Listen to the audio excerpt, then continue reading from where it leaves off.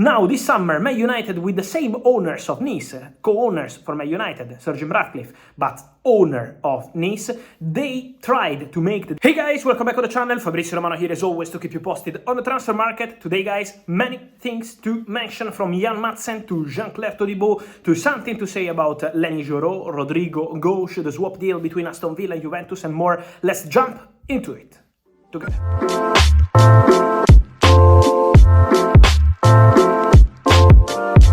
So guys, let me start by mentioning in today's video the situation of the swap deal between Juventus and Aston Villa is a complicated one because there are many players involved, many agents involved, many people involved in this story, so that's why it's taking some time. The discussion between Juventus and Aston Villa remains ongoing, but the situation is not so easy on Weston McKennie's side. As we already said, it was an exclusive news last week when we told you everything is set. There is one crucial point: Weston McKennie. And the crucial point remains because at the moment Juventus and Aston Villa are basically waiting for the situation to be clarified with Weston McKennie. At the moment there is also the possibility to see McKennie taken out of the deal because he can't agree, not with Aston Villa. The problem, from what I'm hearing, is not between Aston Villa and McKennie. The problem is between McKennie and Juventus on his exit conditions.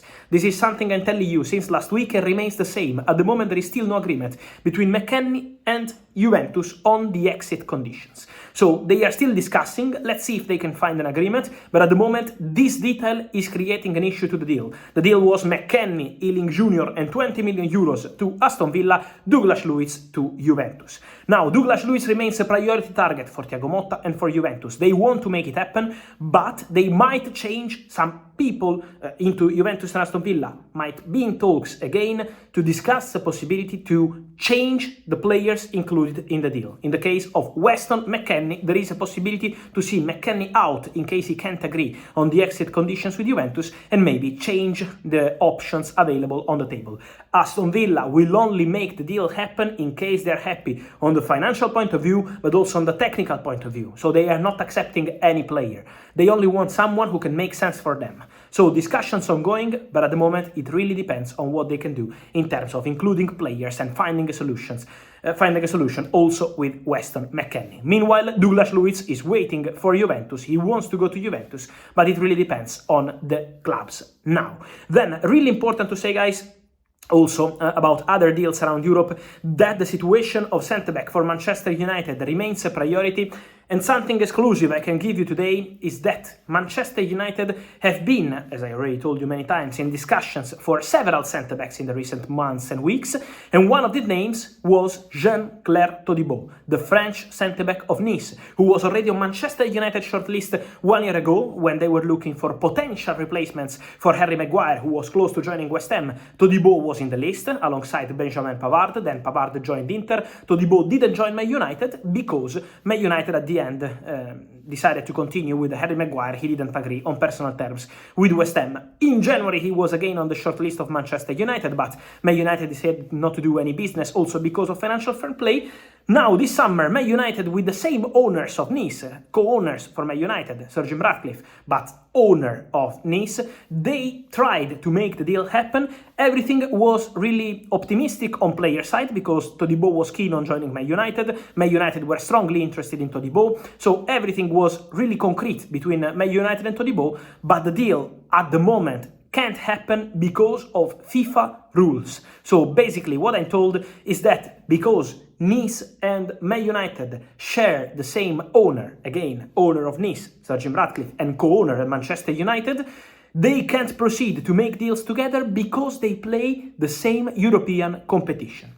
So it means that, for example, Chelsea and Strasbourg are not playing in the same European competition, and so they can do any business, as for example in the City group for many other clubs. Now Girona and City are in the same European competition, so they can't make any direct deal together. But in the case of Nice and Man United for Todibo, playing Europa League next season means they can't proceed on this one. Let's see if they can find a solution with FIFA, but at the moment the rules are very clear and strict. This can't happen. This is why the deal at the moment is off and looks unlikely to find a solution for Todibo to join Manchester United. But It was a really concrete possibility. Now for Todibo there is interest of many clubs, from Borussia Dortmund to Bayer Leverkusen. There is also a really concrete interest from clubs in Italy and England. For example, Aston Villa, Juventus have been scouting the player. Atletico Madrid sent their scouts also multiple times. So Todibo has plenty of options for his future. Manchester United was a really concrete possibility, but can't happen because of FIFA rules. So Todibo and Man United, at the moment the deal is currently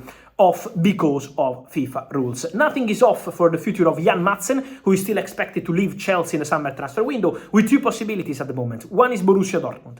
Dortmund, even without Edin Terzic, want to keep Jan Maatsen, but it's still very expensive for them. £35 million release clause into the contract of Maatsen, and so a complicated one for Borussia Dortmund. Let's see, they will try again. They love Maatsen, but they also know it could be expensive. And then there is Aston Villa. Aston Villa really like Jan Maatsen. They discussed Jan Maatsen as an option with Chelsea in the discussions they had for a swap deal for John Duran last week. So let's see if they can make it happen in the swap deal for John Duran. This is the concept of the deal. Let's see what the player decides to do with Borussia Dortmund, with Aston Villa, with several possibilities, but Villa are really keen on Jan Maatsen. So he's part of their shortlist and could be one to watch in the next days, with Borussia Dortmund and Aston Villa interested, and with Chelsea looking to make profit with this deal. And then, guys, two more things to mention for today. One is about Rodrygo Goes. I keep receiving many questions on the Brazilian star, but guys, I can guarantee that despite all the rumors we're having on Manchester City and other possibilities, the full focus of Rodrygo is now on the pitch, on the Copa America with Brazil, and off the pitch on Real Madrid. Rodrygo hasn't changed his mind. He believes that Real Madrid is the best project in the world, fantastic club. He's very happy at Real Madrid, so Rodrygo is not entertaining negotiations with other clubs at this point, and also Real Madrid are more than happy with Rodrygo. So at the moment the situation is completely quiet and under control, with Rodrygo Goes considered an important player for Real Madrid, and Rodrygo considering Real Madrid as the best place to be in this moment for a present and future. And also important to say something on Lenny Yoro, because when we mention Real Madrid, we know that Real Madrid remain the front runners for Lenny Yoro. I always told you so, because they've been working on this deal for months, scouting the player, approved, considered a generational talent as a centre-back. So Real Madrid really like Lenny Yoro, but it's also about what they want to do in terms of strategy, also on financial point of view. So go strong on Lenny Yoro, put the money on the table to Lille and sign the player, or decide to wait, also because he has 1 year left on his contract. In case Real Madrid will go strong for Lenny Yoro, Yoro will be Real Madrid player, because Yoro wants to go to Real Madrid and gives priority to Real Madrid. But if Real Madrid decide against going for this deal now and investing this money now after Kylian Mbappé and all the other stuff they're doing, the idea in that case is for other clubs to attack the situation. Paris Saint-Germain are still there since January. They really like Lenny Yoro, so PSG interest remains genuine, but they also know that Real Madrid are the favorites.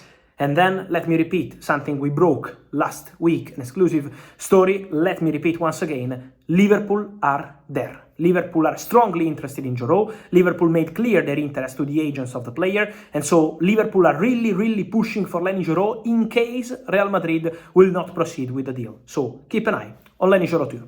And so, guys, let me know your thoughts on all these stories, from Todibo to Douglas Luiz to Lenny Yoro, Rodrygo Goes, and all the others. I wait for your opinion here in comments. Like this video, turn on the notification bell, subscribe to the channel. See you soon with Fabrizio. Ciao.